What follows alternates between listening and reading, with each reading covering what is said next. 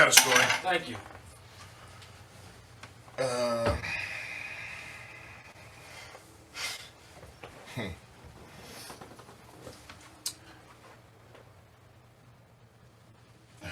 I'm trying to think if I should tell or not. Right. Oh, that story. Not that one. Not Oh. that one. Alright, fuck it.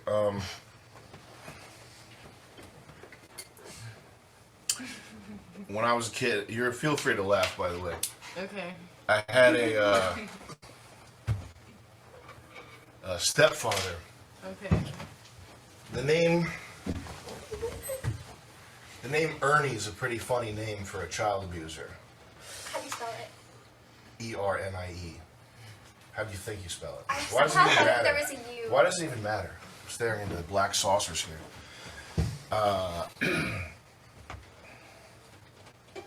But that's why I didn't want to call Megan. Where's Megan? I said I wouldn't call you Bert when I first came in. It's fine now. It's like an OCD thing, but I don't like Bert and Ernie.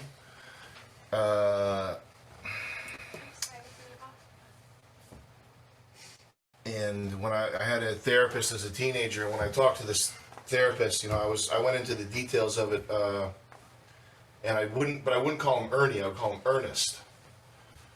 I didn't want to call him Ernie because that was the main fixation, was that I'm going to get made fun of for getting my ass kicked by this fucking guy named Ernie. And Pete, what are you hovering for? Nothing, I'm just hiding here. Get out of here. Okay. Take a hike. Fucking bozo. I'm telling a real story. Go in another room. Fuck off. This is an actual story, not some fucking bit, you dumb fuck. I'm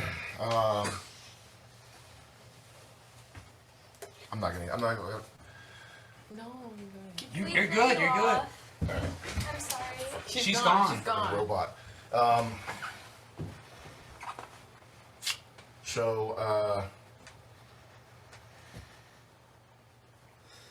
Stepfather, and people ask me where my character, how do you make this wacky character?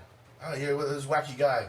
And in real life, I'm not really that wacky of a guy, but the character is based on this fucking guy, man. He would have these low moments and these high moments. And the low moments, he was like super paranoid. He'd be taping over the windows. He'd be putting tinfoil over the windows. He had like it was a funny cinema gear thing. He would get black foil, which is like a filmmaker thing. He would get the black foil, like a filmmaker foil, to cover over the windows and tape over it. And he would say he was like a proto-conspiracy theorist.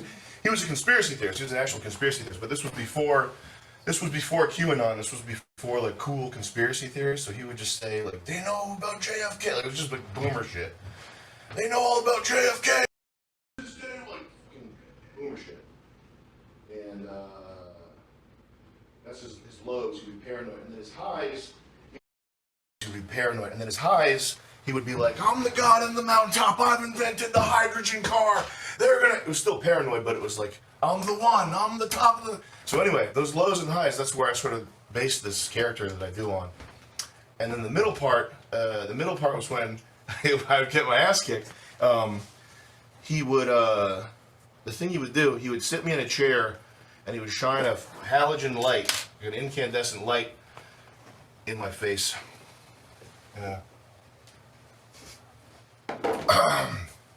And anytime people have asked me, do stage lights bother you? Anytime I said no, I've had much worse.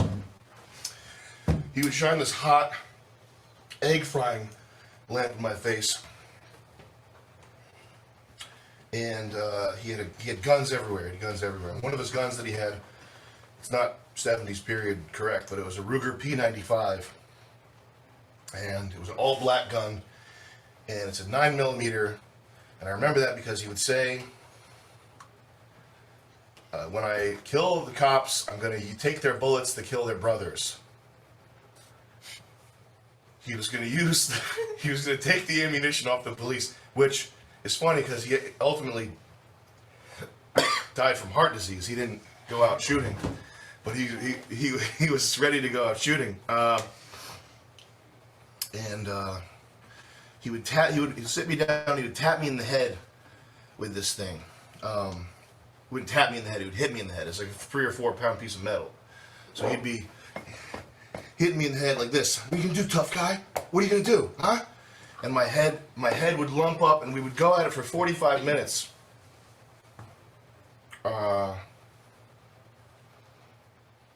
And I would see white spots sometimes.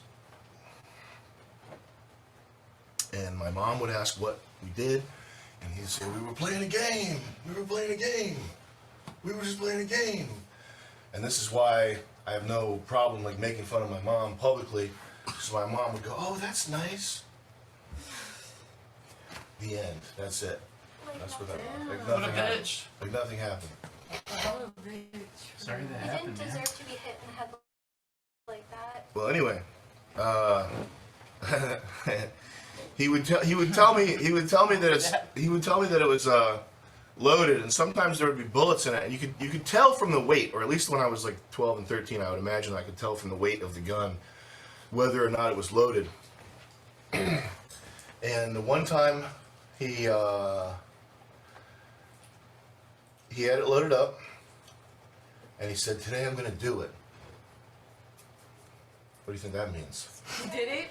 No, not suicide. Like fucking shoot pull the trigger when it's in my head. At Oh. you? Yeah, That's horrible. yeah. And so he's hitting me in the head with this thing for 40 minutes, and the fucking gun, he pulls the trigger and it fucking jams. Whoa, Yeah. dude. And he says, "You lucky son of a bitch!" That's horrible. Yeah. And that was the last time he did it. I was like end of 13, maybe 14. You're so young, Wow. though. Yeah. I'm sorry. Dude. Do that. Yeah. Thank you for sharing that with us. Trauma dump. Yeah. Sorry about that. There you go. It was No, we good. do it all the time. Thank you for I sharing. mean, I do. Story time. Funny Judge. story. Thank you. Yeah. I'm sorry to I bother. gotta go downstairs for a minute. I'll be back. Can someone please that's tell the judge awful. he may have hit himself too hard with that bottle. I noticed that he actually has a dent in his head from one of the goosebumps on the bottle. I was there before.